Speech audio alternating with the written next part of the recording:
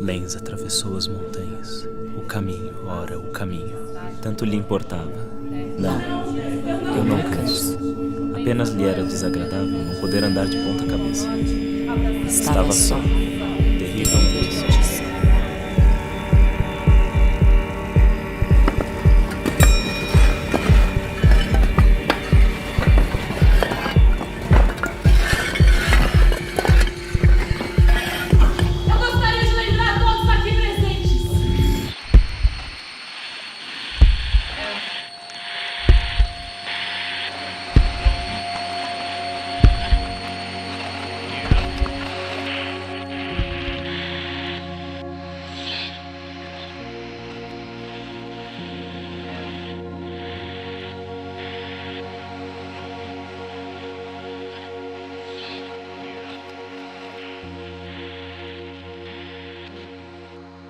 Então, o coletivo teatral 28 Patas Furiosas nasceu em 2011. O embrião do grupo nasceu em 2011 dentro da ECA, junto com artistas da Escola Livre de Teatro de Santo André.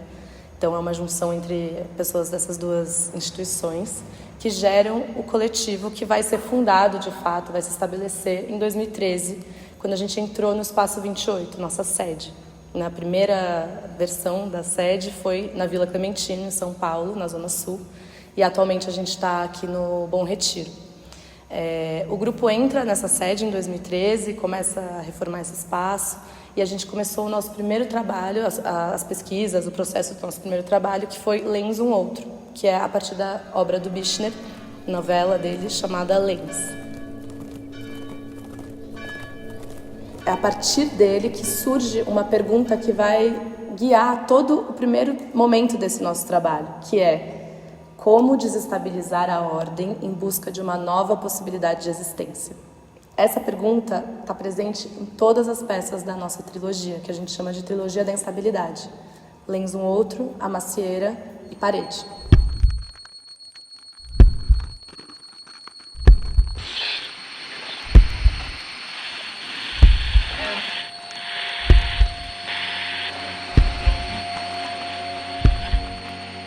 E a partir dessas inquietações, o próprio grupo se via numa urgência por descobrir qual era a nossa linguagem enquanto grupo, como a gente queria contar essa história, como a gente queria fazer teatro. Então ali a gente começou o nosso treinamento, que a gente chama hoje em dia de dramaturgia de forças, que é um treinamento que envolve o corpo, o espaço e a matéria.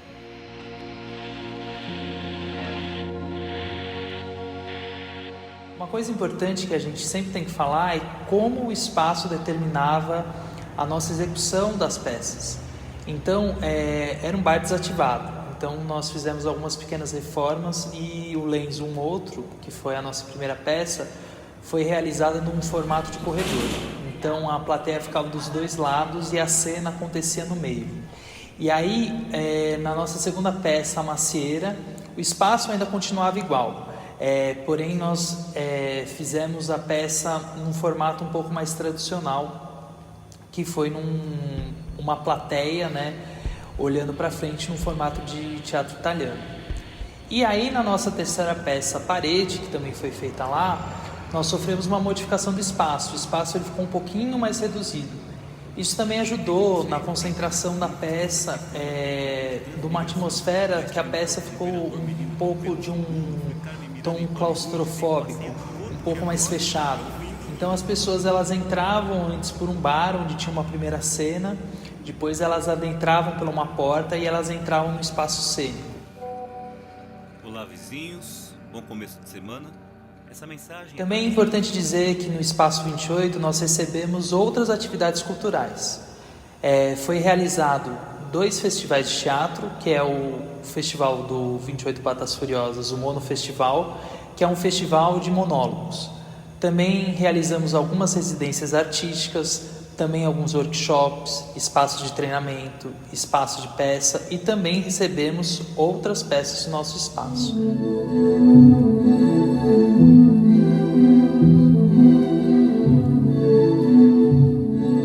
Então, o 28 Patas Furiosas é um grupo que une, na sua pesquisa, as artes visuais ao teatro. tanto em todas as esferas. Assim, a gente vem se debruçando sobre as matérias, sobre as coisas, como elas entram e nos desestabilizam e desestabilizam o teatro e levam o olhar do espectador para outros lugares que a gente nem sempre dá conta só com as palavras.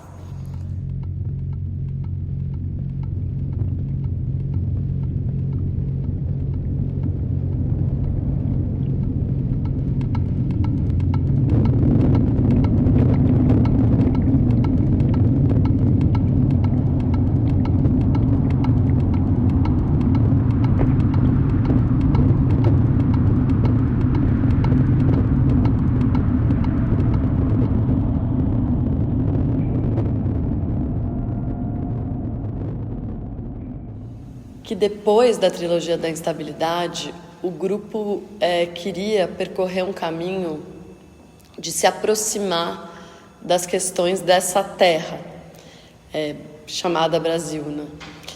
E a gente se aproximou dessa coisa dos sonhos e já com uma escolha muito, muito firme não eram sonhos, quando a gente escolheu por pesquisar o tema dos sonhos, não era uma escolha de pensar por um lugar ocidentalizado, da psicanálise, das abordagens europeias e tudo mais.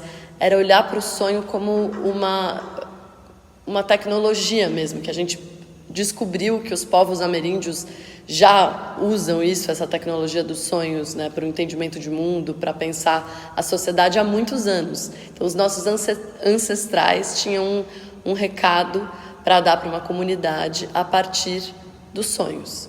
E aí a gente chegou a duas referências básicas, assim, centrais na nossa pesquisa, nesse projeto de fomento, que foi, né, o livro O Opari Inhorê, Sonhar e Pegar Cantos do Xamanismo ao Echavante, do Arthur Iraçu, que é um pesquisador e musicólogo que se aproximou dos chavantes e começou a pesquisar os sonhos a partir dos cantos. Enfim, um trabalho super interessante, super bonito. E também A Queda do Céu, que é um livro mais conhecido, né, do Davi Kopenawa, que é um líder Yanomami, que escreveu junto com Bruce Albert, que é um antropólogo francês que escreveu junto com ele. E a partir desses livros a gente começou a escrever o nosso projeto de fomento, e aí foi muito interessante perceber, durante a pesquisa, que a gente não faria uma arte etnográfica, né? Não se tratava de pegar esses tantos aprendizados e transpor para o teatro, mas era justamente usar isso como linguagem.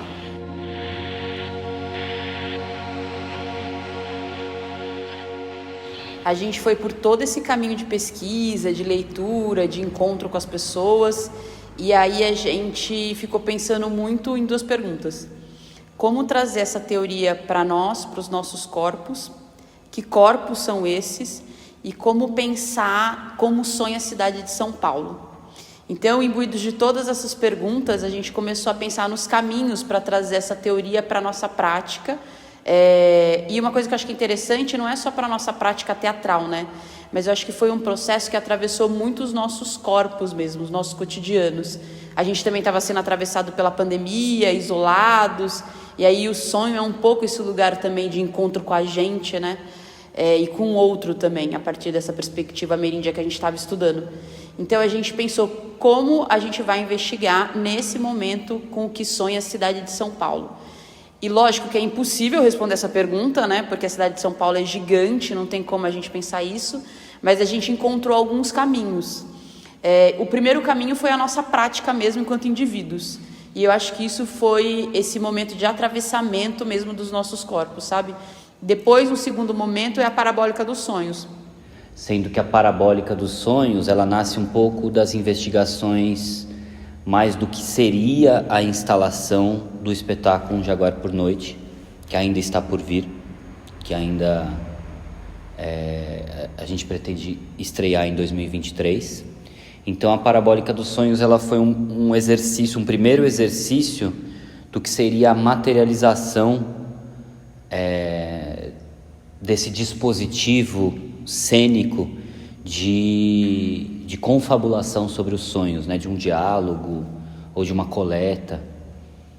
Então, nessa, que pode-se dizer cenografia, pode-se dizer iluminação, que a gente vem usando mais esse termo instalação.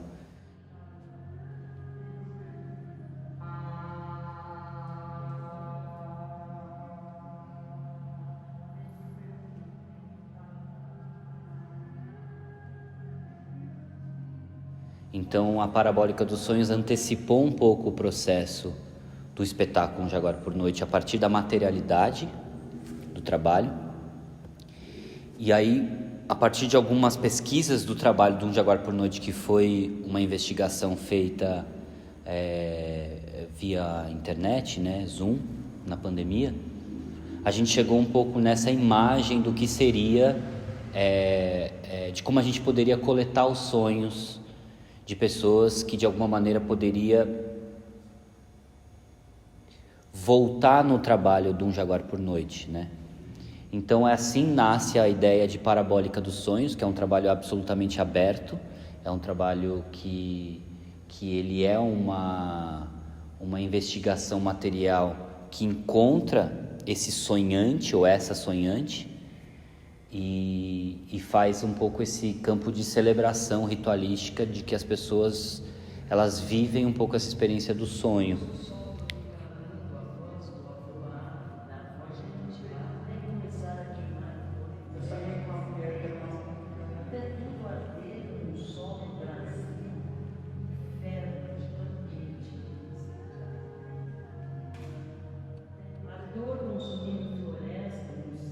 Então, acho que esse trânsito de sempre ficar coletando sonhos e ter essa possibilidade de fazer uma manutenção de um espetáculo a partir do que as pessoas estão sonhando agora, de forma coletiva, numa grande conversa, e que desemboque numa dramaturgia que vá alavancando questões,